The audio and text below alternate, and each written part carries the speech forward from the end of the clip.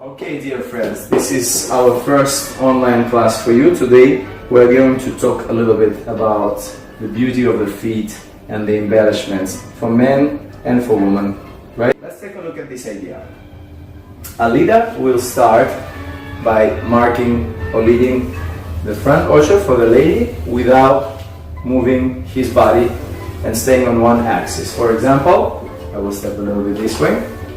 For example, I will choose to be over my left foot. So the lead is happening strictly by the rotation of my torso and my frame. And we deliberately dance it in an open position. So Paolo will explain to you what happens in the woman's body when we are in the mode of front ocho. So I'm stepping with my heel toe and I let my back leg drop on the floor. I am following the invitation, the rotation is definitely here in order to pivot. I'm going to turn it around this way so you can see it better, as well as turn it around in this angle. You can see I'm still staying over my left foot. At this point, now we will play a little bit with the actual embellishment for the ladies. So ladies, this class is for you to pay attention to. Let's see, what can we do with a simple, starting with a simple form. What could we possibly do when the man leads a slow ocho?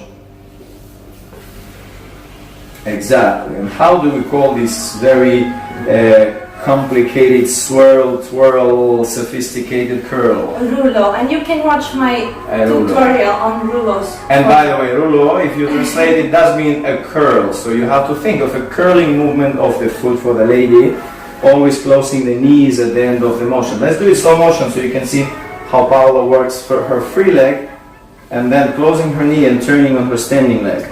This is very important because a lot of times ladies will turn too early, making a pivot and then trying to draw. This is a mistake. That the upper body doesn't stop the motion, but the hips delay the motion. So you have to arrive to this position first, isolating your free leg from your standing leg, and then make sure you always close your thighs and close your feet at the end of the motion, because that's the elegance of tango and the beauty of the walk.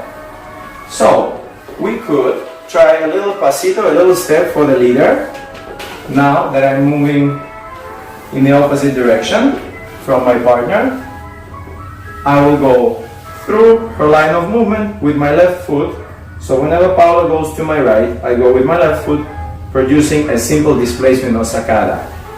And then lead Paolo to step one time to my left.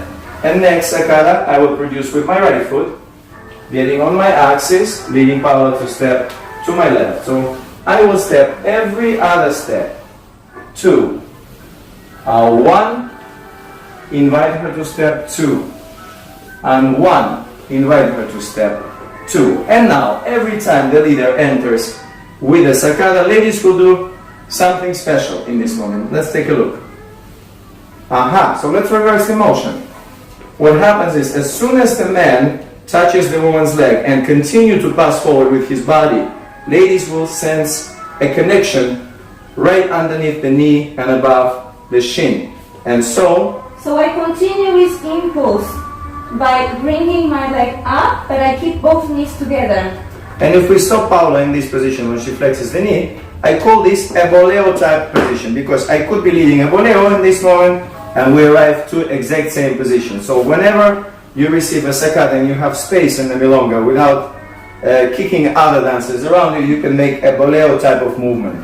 Take a look again. We take that normal step. Thank you, gracias. Let's do it again. She's done something more. So let's ask Paola, what's going on now? So I'm adding the previous embellishment, the rulo, to the equation. So from here I'm stepping, I bring my boleo up and I add the other embellishment and I continue. Of course I can skip one or two. But you know, we are learning the embellishment today. So we will show you an adorno, which means embellishment, on every single step right now. So take a look at this. We begin with an open step, leading a lady, a front ocho, and I begin with my right leg. Here is one, and then she goes on her own, two, and 1, 2, and 1, I will now join with a tiny little embellishment, doing a voleo on the floor with my right foot and crossing my feet one in front of the other on the other step. So voleo with my right, hook front with my left. Let's see how this works with the music. We will do it every other beat on purpose. So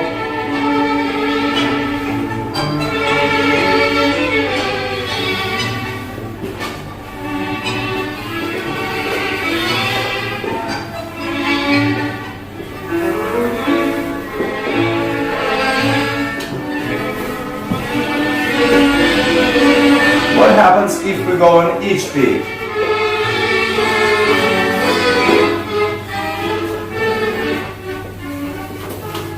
It's nice, of course, but if you want to learn it, it's best to start slow until the moment you reach the professional level of Duarte.